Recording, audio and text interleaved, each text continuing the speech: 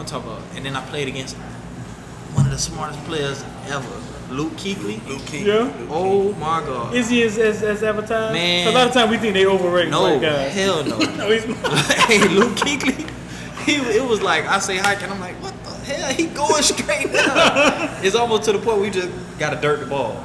He called their whole defense based off of like how we line up everything. You'll see him, he'll see like this, and he'll look at me. He's just looking at me, and he like, get back. What'd you want? He'll check to like cover 4. And I'm like, what the hell going on?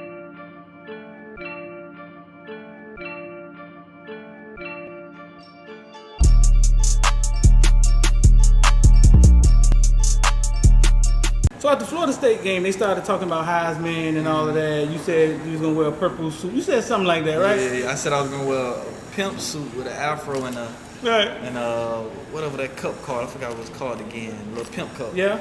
And I just made a joke. I was making a joke about it. And it was it was funny because then somebody created a picture. Yeah. You know, like this how Jacory gonna go to the Heisman. But I was just making a joke. I was Right. If that would have happened, I wasn't gonna do that. So, and then later that year, it got worse, right? It got bad. It got bad. I went from it was after I got hurt. Yeah. But I kept playing. Did they ever say you was hurt? Well, I remember them saying something. No. Nope. They ain't. I had to play. Yeah. Wrap it up. And I was cool with it because. Why did you have to play? There was no. They didn't want to put. AJ in. AJ wasn't he wasn't really a throwing quarterback. I remember that was Highsmith's son, right? Yeah, he wasn't really no throwing. Because remember, all my backups left. Yeah. Everybody else that after training camp, once they declared me the starter, everybody transferred. Everybody. So you ended up just playing me and AJ. Injured with your thumb. Now I played from all the games after North Carolina. I think it was like 4 or 5 games after that. Yeah. And I'm talking about even during the North Carolina game, I threw 4 picks. And I'm talking about I got Hank open on the post. Couldn't do it. He didn't beat the DB. I throw it, the ball go over his head. And I'm like, yo, something wrong with my hand. And they like, no, it's just the bruise. That's what they telling me. It's just the bruise. For the whole last part of the season, they just like, hey, wrap it up. It's a bruise. Until it was some specialist from Canada. So I forgot to do that. He used to come in and do certain things. And I was talking to him, and I to the side, I was like, hey, can you look at my thumb for me? And so he doing stuff, and he pulling it. I can feel him pulling it, and it's like slipping and everything. And he like, your ligament's torn. And I was like, I knew something was wrong. Right. And he was like, nobody told you that? He was like, it's obvious. All right, well, you just told me to wrap it up. Yeah. He's like, nah, like, that's why you can't. And I'm explaining to him, he was like, how are you still throwing the ball? I was like, well, what I do is I wrap this up myself, I tape it up, and then when I get the ball, after I take it from under center, I sit it on the top of my hand like this. I can't grip it with my thumb, so I just grip it with my 4 fingers, and I spin it. I had to find a way to throw it. I spin it. So sometimes it worked, sometimes it didn't. And that's when you threw all the interceptions? That's when I started just... Because you were basically the only quarterback. How many interceptions you threw that year? 17. Yeah, how many touchdowns do you remember? 24. How? But I had 17 touchdowns when I got hurt. So I probably would have threw like 30-something. So you saying, okay, let's spell it out. You saying I had 17 touchdowns. Right before when I got hurt. Right, you got so you was finna throw how many touchdowns that year? Probably, if you go on pace, that would have probably been like 36, 37 touchdowns that year. So after you got hurt, that's when you played decline. I threw seven touchdowns with like 10 interceptions after that. Let's talk, man. How bad did it get in Miami for you? That's when you realized that, holy shit, I thought they was on my side. Yeah, It got bad, but it was like, I guess people, I had built up enough potential that people still believed in you? Yeah, believed in me and everything. So it was it wasn't as bad as we... It was bad. But a lot of stuff I really didn't care about. Why? Explain that. Because somebody coming behind you need to hear this, bro. Explain why didn't you care? How I looked at life. Like, it's so many other things that I could be out here worried about and tripping over in life that this a game. Yeah. I love it, Right. but I gotta put in my head that this is a game. Like, it's Right. not gonna change who I am, Right. all that stuff, and that kind of helped me in my life. So You said you never wanted football to define you. yeah, Explain yeah. that. Like, so growing up, you as a kid, everybody in the community, especially our community, the black community, from when you're 6 years old, it's all about sports. Right. And sports. That's the way out. That's how you gonna make enough money. It's like hitting the lotto. Yeah. That's how you gonna make enough money to change your family's lives, and that's how you gonna help the community. That's how you gonna do this. That's how you gonna do that. And you grow up and you get put in those situations. You're fortunate enough to be one of the 3 million people that kids that's from when they're 6 that actually make it to college or It's however like, many it is like hitting the lotto. It's like hitting the lotto. It really is. So you make it to college, and then to go from college to the pros, it's like, dang, you 1 in a million, if Yeah. that, to make it to the pros. But then what I started realizing, to me, once I remember I think I had my best camp when I got to Philadelphia as a free agent. And I never thought about the business or anything, but I had my best camp. But I didn't realize I signed to a team that had Mike Vick as the starter. Mike Kafka was the backup already, and he had did good like in preseason. Over the years he was good. They drafted Nick Foles, who was my roommate, third round, and then they had Trent Edwards, who they had just gave $1 million signing bonus. Right. So my agent told me this was the best place for me. I go there, and I had the best camp. I'm talking about balling. I remember Sean McCoy was in camp, like, hey man, hey Jacory, how him come down here with us and throw? Like, that's how it was. Yeah. Like, tell Trent to go down there, be the scout team quarterback. That's how they were talking like that. Yeah. And so then I ended up making it to OTAs after the rookie camp and everything. Go to OTAs. I don't know who the coach was, but I remember he asked me, because we doing drills, little agility drills, and I'm like beating the guys and all that stuff. He like, hey, you ever thought about playing receiver? I do think I got the best hands out here, but I ain't fast enough to play no receiver. Right. He's like, but you fast enough. I'm like, yeah, but I'm a quarterback. So through that whole draft process, they try to make black quarterbacks switch their position immediately to whatever. If you ain't the top, you need to switch, go to receiver. So, Why do you think that's so? Because most of the time, 9 times out of 10, black quarterbacks are athletic. Right. So, You think that's the reason why? and they don't think you're cerebral enough. Right. They don't think you're smart That enough. should have said that first. But I think They don't that think you're smart I think enough. I think that comes second though. Think so? I think that comes second. Cause like Lamar Jackson, he's played the positions. He's been talented enough. You got that on film. Right. But then you also see he probably gonna run a 4.2, and you like, dang, I could utilize this somewhere else, and I can get me another quarterback. We can have our quarterback, but we could put him in different packages and all that because of his athletic ability. I don't think it automatically first. Yeah. Now the second thing is, they don't think we're cerebral. They don't think we know football. I think that's second. That's after they in their head they like, okay, he's athletic. Yeah. So I had a coach ask me, thought about playing receiver. I said, nah, I'm a quarterback. Next thing you know, me and Nick in the room watching TV. Doggone Philadelphia area code come up. Hey, this is Howie, GM. I'm like, what's up, Howie? How you doing? Man, Jacory, I just want to let you know, man. We loved you. I mean, we've been watching you this whole time. You've been excellent here at our camp. That's why we wanted to sign you and everything, but it's just not enough footballs to go around. And I'm like, dang. And Nick looking at me like, I'm like, he like, no. So I'm like, all right, cool.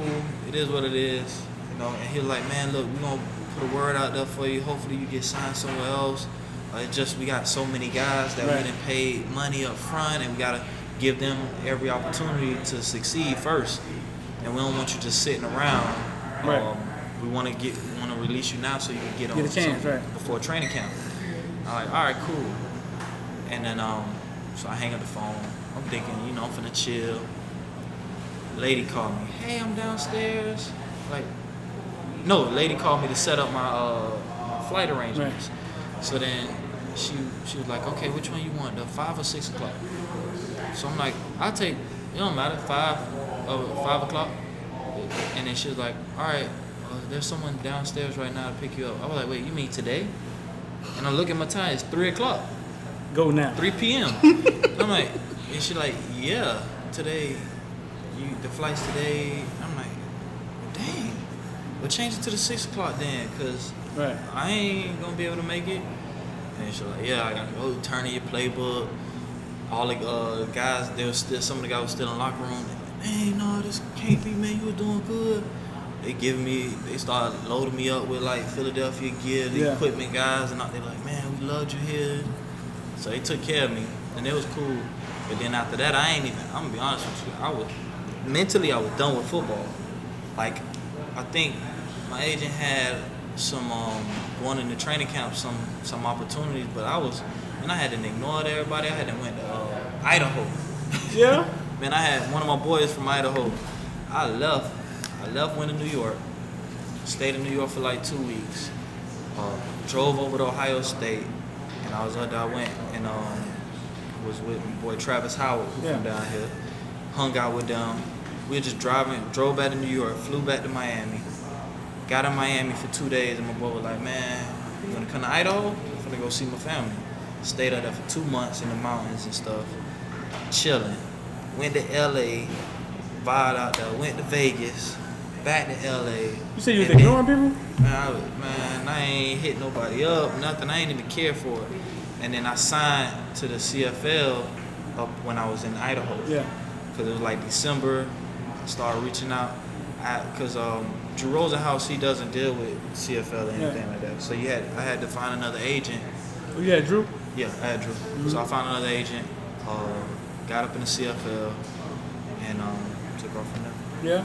And never look back at the NFL? Never look back. Because, like I was saying earlier, how I look at things is the reason why I really don't even care for football that much. I enjoy watching it. But it's almost a situation where I think, how I look at it, is you take a group of black men from their 6 years old until they're in their 20s, and all they focus on is sports. And at the end of the day, along the way, you have very few that care about your education. Yeah. You got very few teachers that even, but then you got the ones that's like, hey, look, we're gonna help you out, we're gonna get you through. Right. Coaches that just get you through because they want you to be on the field. Right. So you end up doing the bare minimum all your whole life when it comes to anything outside of football. Right. So now, when you have these guys, you go to Betty T. Ferguson, you see guys out there still trying out for the NFL, thinking they finna get a shot. I'm not saying they're brainwashed, but it's what else do you expect when for 20 some odd years, that's all they know. Yeah. You don't tell them to build their resume. Right. You don't tell them that there's other things you can do other than be a football player. You don't tell them that, hey, if out of high school, you don't want to go to college, you can go be a firefighter. Right. You can go be a police, make same amount of money. Right. And you have a career that's going to be 30 years, you're young enough to retire and walk away with $5 million. Right. Chilling, easily, be good. Right. And on top of whatever you saved over your 30 years of working. So it's we don't teach the people that. All we teach in our community really is be an athlete to change your family's lives. But how many people really do make that money and come back and help out, build stuff? Right. You make enough money to where you don't need to live off of, and I'm not saying everybody is supposed to do this, right, but you don't need to live off of $25 million. You could take that. Because when they get it, you never had it. Exactly. Never had it, so you don't want to lose it. You don't want to lose it. You don't know how to deal with it. For those 20 years, you was never taught how to manage that money. Right. So now they know that. This is the best way. To me, it's the best way to keep black men stuck. To me, it is. So, if you look at it from an overall, it's the best way to keep black men stuck. Because, yeah, they got the money, but they don't know what to do with it, so it's just gonna sit in their bank and just chill. They spending on whatever it is, and yeah, they might keep it and be straight for the rest of their lives, but that money can help change other people's lives if you invest it the right way. You can help change your family's life. Now you create generational wealth to where you ain't probably gotta ever worry, you or your family gotta ever worry about money. Yeah, but they don't know what to do with it. And that's what I used to do. Like, so in the off season, when I was in Canada, I made good money in Canada. But in the off season, I go work at jobs I ain't never think I would work. I worked at a restoration company for 2 years, super restoration down in Doral. And I remember coming at 8 o'clock in the morning. The guys like, dang, what you doing here? Like, what are you doing? I'm like, man, I ain't never done no hands-on stuff like this in my life. Yeah. This exciting to me. I'm learning how to... And you had money. Man, bro, I ain't even worried about the money I'm making. I'm just like the experience, and now I get to put this on my resume that I got, that I said something. Yeah. Because your resume is just, okay, football, accolades from football. What have you done that can help me out here? Then, when football was done, I applied for a job that I had no prior background to. I was over the landscaping for Miami-Dade County, half of Miami-Dade County. I was a zone manager from Kendall all the way to Homestead. Yeah. I got over 40 districts. Got about 50 guys working under me. No history or nothing. I just interviewed. The way I interviewed, I used football to correlate with like leadership, time management. Of course, right. All this stuff. So I knew how to do that, but not a lot of guys know how to do that stuff. Yeah. And I try my best when people I come across to, hey, yo, I know you love football, but start having something else that you love outside of this. Like, start building on that now, because on average, you might play 3 years. Even if you do, you might play 3 years. I mean, it's a shot in the dark. I mean, most people don't make it. And it's like winning the lottery. It's like winning the lottery. Yeah, I don't think we say it enough. Like what's the coach's name? He said I had on the show, Herman Edwards. He said, listen, man, if you think little Timmy gonna make it to the NFL, he not. He said, I coach the Under Armour game every year, 90 of the best players in the nation. He said only 6 of them go to the NFL. Yeah. Like it's and those are the best players in the nation. It's a tough. I think sports gets us off. For me, it was a getaway from my home life. Yes. Had a lot going on in my house. You know what I'm saying? Drugs. Daddy beat my mom, and it was a getaway from my home life. It was an outlet. But then we can't be looking at it like it's the only thing. We don't use it. Right. I think. Right. And they know that. They know that we're not gonna use this outlet the right way. Right. Because like you said, it is an outlet from a lot of things. I remember my best friend died when he got shot in a drive-by shooting. I stay right over here, Miami Gardens. He got shot in a drive-by shooting. I was that affected me to the point where I was kind of like mute for a little while. Yeah. And in the spring of like going into my 11th grade year, right. Me and Goon, Trina brother, was competing for the quarterback job. Right. Because of that situation, it made me focus up, and I ended up winning out the quarterback job. But it's stuff like that a lot of people go through, or even worse. My mom and my dad took care of us. They ain't have it all, but they made sure that we had what we needed and everything like that. So I didn't really have to worry about those type of things at home. But it was a lot of stuff. I'm still in this neighborhood. Right. I'm still around a lot of stuff. That it is hard to stay focused. But at the end of the day, we as a community, all we preach to our kids is play football, play basketball. Right. You're gonna make it in this. You're gonna make it in that. And we don't tell them use it. Yeah. Use it to get your education. Don't just go and major in liberal arts. Yeah. Don't go major in sports administration. All these basic majors that give you just bare minimum classes. Utilize the opportunity you have and take advantage of it. Yeah. So now, if you do hit the lotto, it'll still benefit you because now you in your finance class you probably learn how to manage money. Yeah. So now you can put that money to work. Right. Whereas in liberal arts, they teaching you basket weaving and all this other stuff, and you like you just want to play football. You just want to play football and make money, and now you're another black guy. Yeah, you got money, but that money ain't being used, and it's going back right into the community, back into the economy because now you're buying cars, you're buying houses, you're not even buying houses. They're buying cars and material things that not gonna no value. Yeah. So I just started saying that on my platform. I started teaching how to invest in Bitcoin, and we talk about that on the platform now. People like, man, why you talking about finance? I said, dog, because we could run Guess fast what? enough. We could jump high You enough. might not believe this. Snipes. Yeah, I don't know when Bitcoin came out, she told us. but when I was in high school, Uh-huh. Snipes used to talk to our coaches and be like, hey man, y'all invest in this thing called He Bitcoin. told us. This man, I swear to God, Snipes will always talk about it. Hey, Bitcoin. Over all the years, I'm talking about Bitcoin probably was worth cents Yeah. when he was talking about it. And I can only imagine. I know he said he I kept don't, it. I don't want him to. A lot of people sold it Look, when it went back down I because they don't didn't want nothing understand. to happen to Snipes. She said he kept it. But He Snipes, said he kept it. But I this ain't no one, pocket watcher.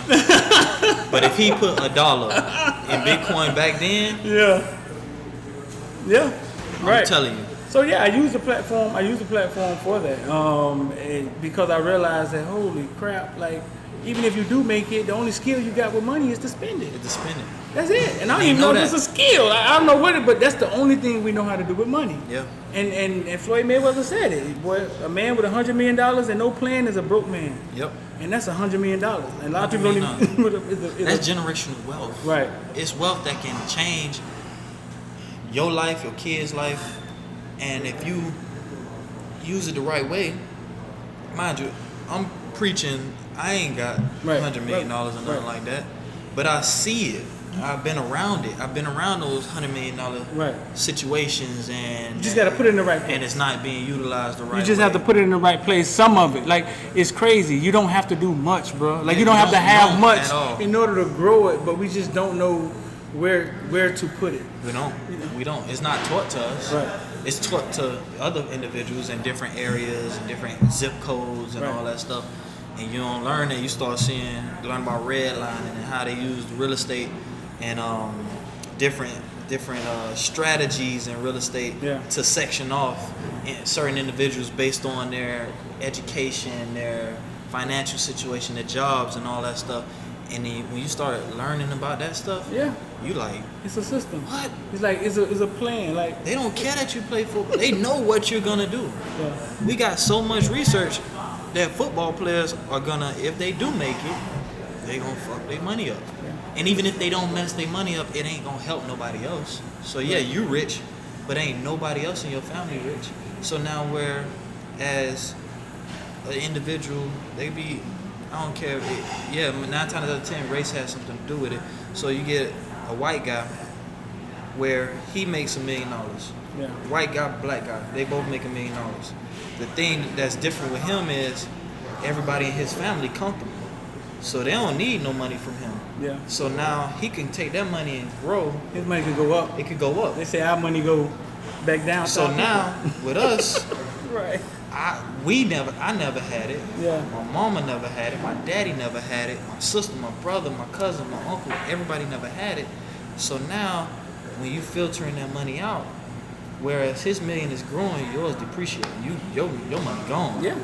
And Yeah. then I know some people that had their family on like $10,000 a month, and then when they got cut, it could be their mama still like, hey, what happened? Yeah, Hey, I'm waiting on my check. Because we don't understand it. I mean, if somebody see a snapshot of you making $1 million, that snapshot may. gonna last for 10 years in their head. But the thing is, it can be a situation where, all right, yeah, I made $1 million.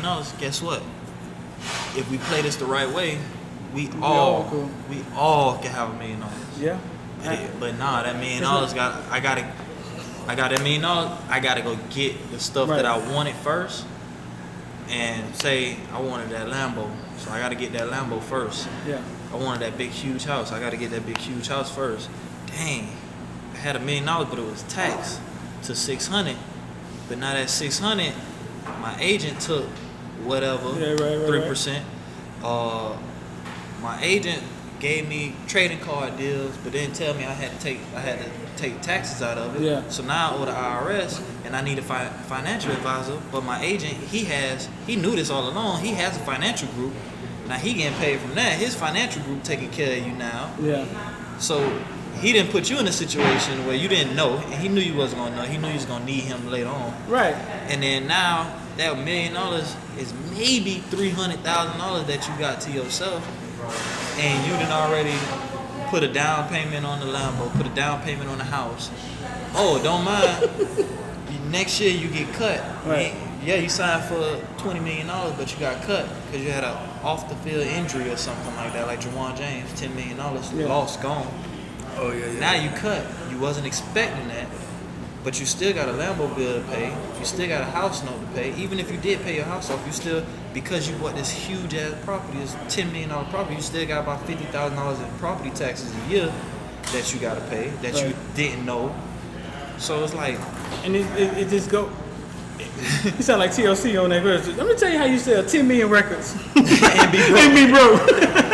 And then they broke. I remember they did that. We were starting our record label, man. I took my penny pad out, and she broke it down so fast. It was like, God, damn. Like, yeah. No, that's what you sound like, man. No, bro. Listen, it's a system. If it could be, but we could do better at it. Mm-hmm. You know what I'm saying? We could do better at it if we just slow down and pay attention to what's going on. Yeah. It's we gotta help each other out. Yeah, it's definitely a system. And I gotta, and I know me, like, I gotta do a better job. That's kind of why, like, I'm stepping out more and actually responding to people and like actually talking. Yeah. Because me having my family, and it made me look at things different. Cause I've just been the last couple of years, I just been focusing on just getting right. Yeah. And becoming a firefighter and everything, and taking care of that stuff. And now, like, talking more, I start to see that I can help some people. Of course. I can, even though I probably I didn't make it to the highest levels. So it's like I can't talk about when it comes to like that crazy amount of money and all that stuff. But I know I got enough knowledge to see, like, I got best friend, Terrell Killings, he doing real estate now, and he like killing it. Yeah. Him, Jermaine Reed, these guys went to the West. Yeah. They utilized that football to get them their scholarships, but then also got educations and certain things that help them now. It's relationships too. It's like you gotta shake people's hands, and we're not good at that. You gotta shake people's hands, make relationships, and keep the relationships. Mm-hmm. But when you say you didn't make it to the highest level, okay, look at it this way. I was about to say you made it to the I saw you level. throw a bomb at Florida State on ESPN, right? Okay, so that level you made it to, right? Yeah. You know how many motherfucking kids That ain't it is make under that's praying they can get an offer from a college? Yeah. Bro, you made it to a level that is super impactful. Yeah. But You understand what I'm saying? Even making it to Philly in the training camp, like that's a level that a lot of players ain't. They never, a lot of people don't get that. But hey, guess what? We downplay it so much that you begin to play the individual. Because I remember when I got cut, I'm like, dang, like I failed, not realizing like what you guys saying. Oh man. Because you go back home, and that's why I said I never want to be seen as just a football player. You come back home, and that's how people see you. Yeah. People only see you as the football player. Because now it's like, oh, you ain't make it, so hey, all right, we'll holler at you. We don't even holler at this person no more. We don't speak to you the same. We don't call you no more. We don't keep in touch.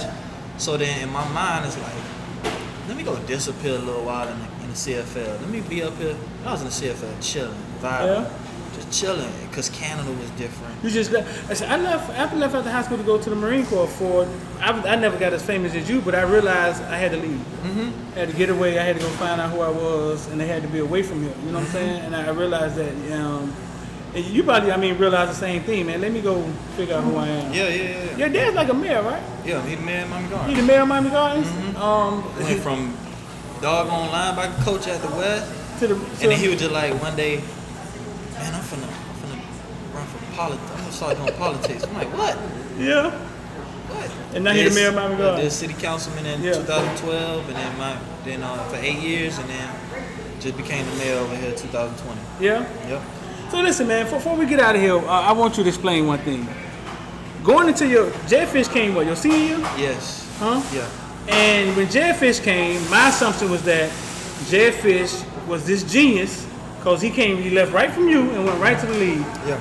Was this genius that he came from the league though, right? Yeah, he came from Seattle. But this genius that got you on track. Mm-hmm. What actually happened? Like, what was the difference between Whipple that year? You said you was hurt. Then Fish come. So with Jed Fish, he is a genius. He is. He is. He's a smart guy, and a lot of people like to downplay him a lot because he didn't play football. Yeah. But he was around it so much that it became a part of his life, and it became something that he knew and understood. So, like, I go back and forth. Well, not back and forth. Chris Perkins is the one who taught me everything, and he's the smartest coach I ever been around. Right. But then there's Jed Fish. Right.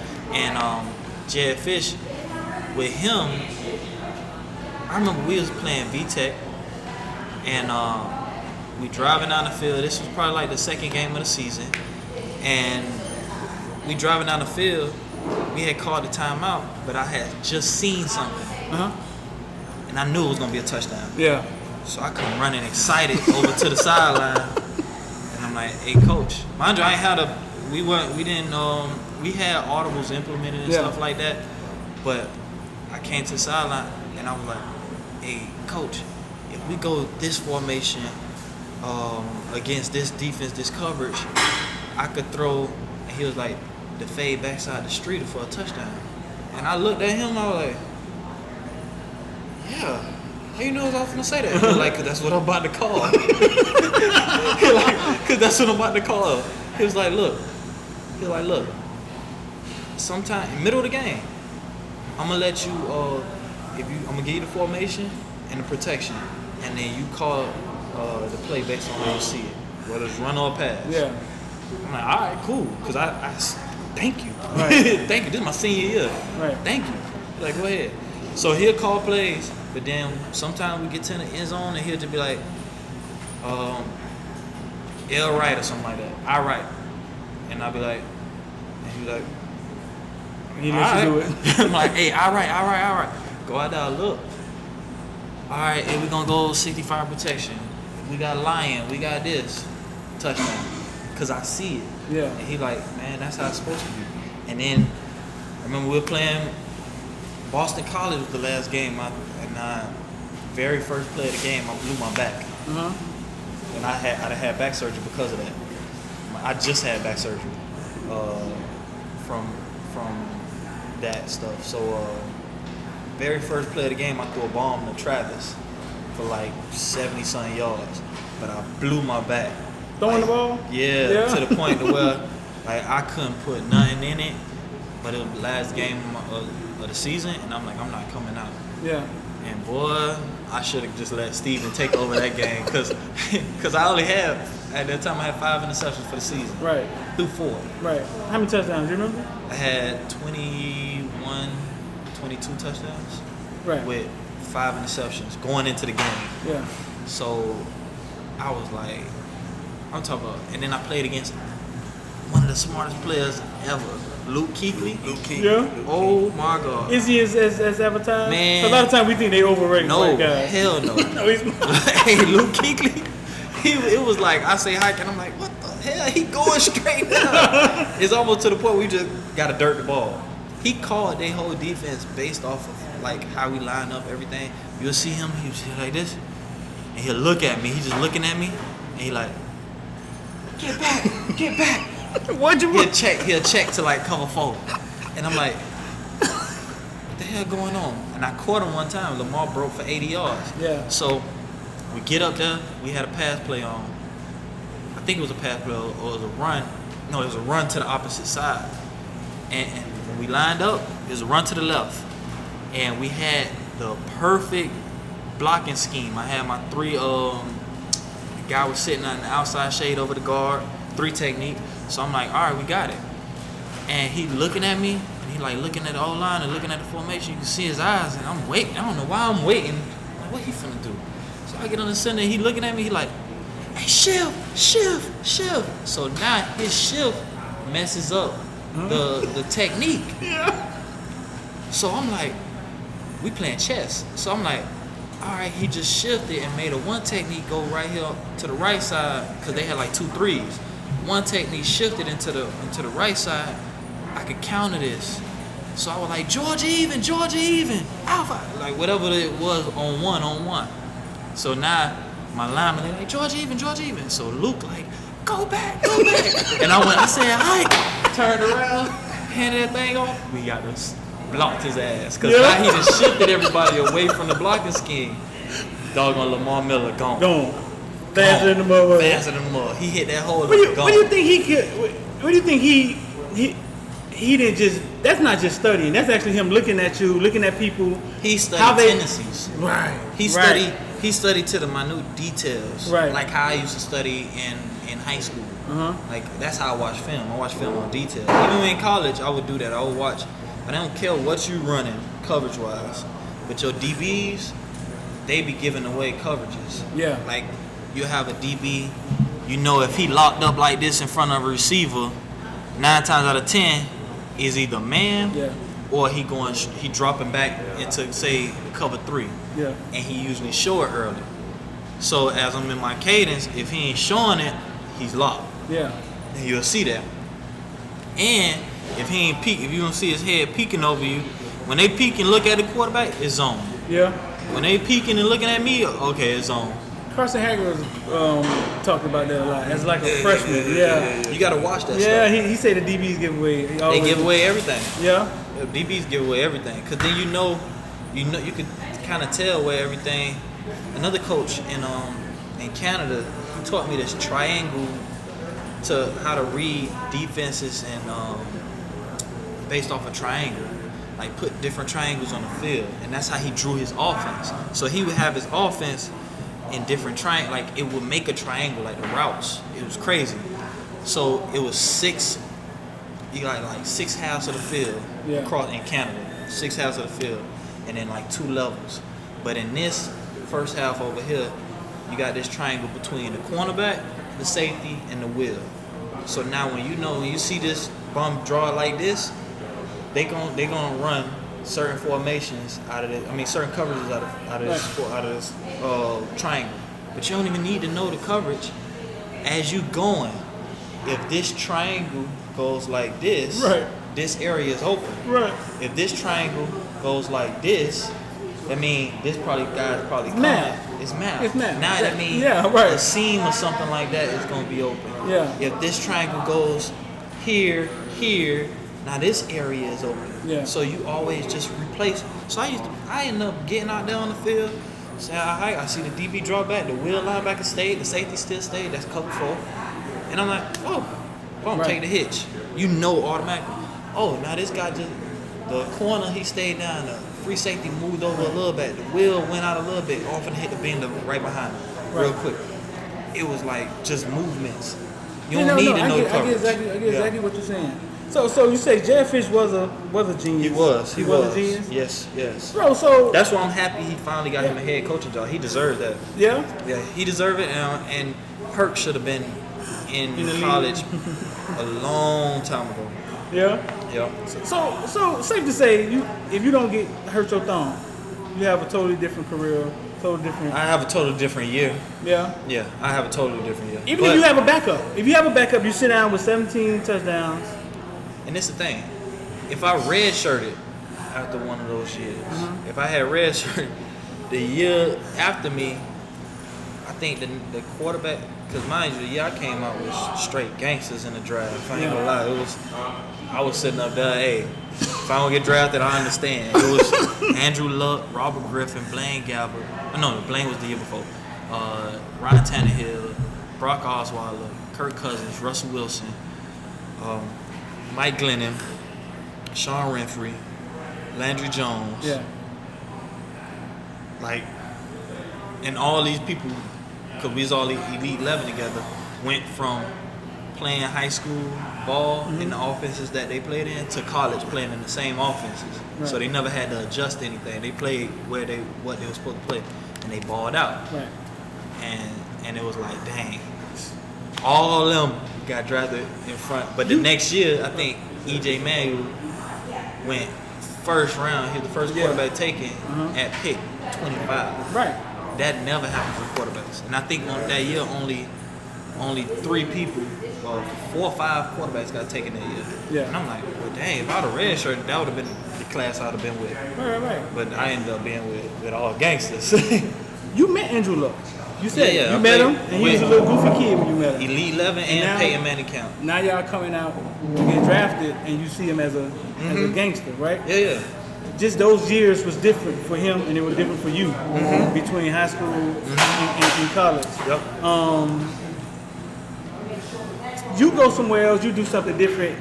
it could have been different for you. Yeah, Like, yeah. The situation But I think it was exactly what was supposed to happen. Like, Yeah. that's how I feel. Everything that happened for a reason. Like, I look at like my family, my beautiful daughter, fiance, everything, all that stuff. Like, shoot, I'm building a house right now. Yeah. Like, I'm blessed. Right. That's how I feel. Right. Truly. And I don't think I would have had all of these things had Right. certain things happen to me. If everything would have been all glitz and glamour my whole career, who knows, especially being in Miami, who knows what type of person I'll be, or I might fall right into the same cycle as everybody else. So you can't really predict those things, you know.